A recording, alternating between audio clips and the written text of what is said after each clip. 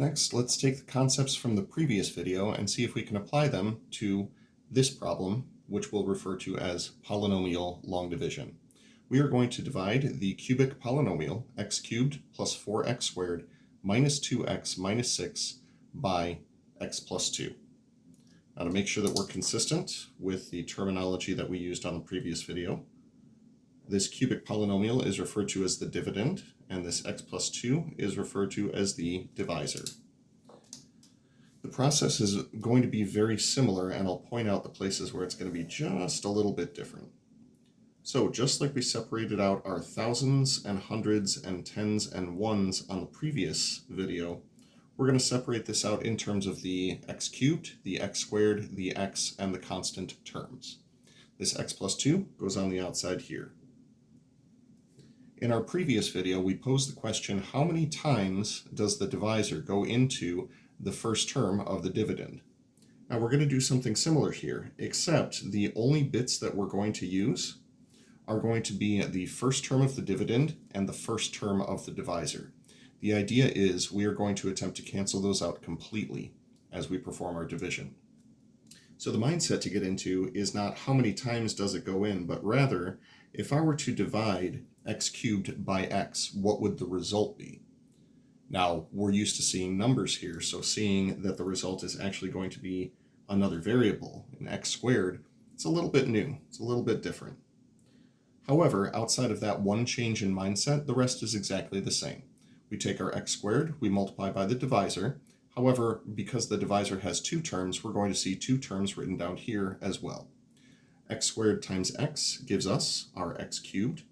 X squared times plus 2 gives us plus 2x squared.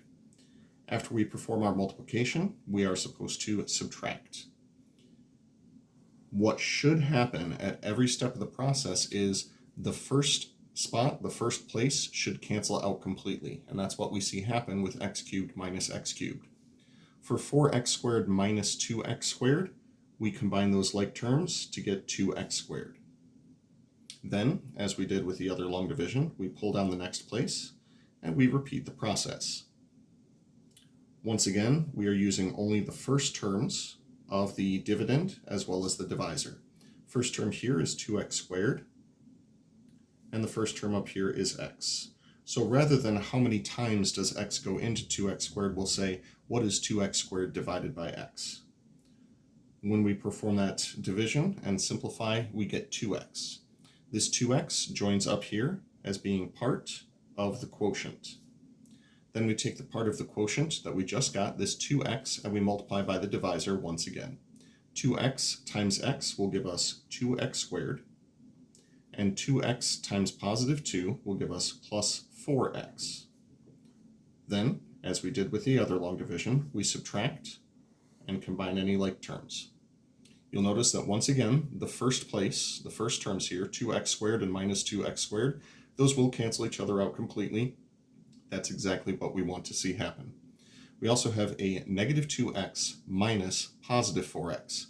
Upon combining those like terms, we get negative 6x.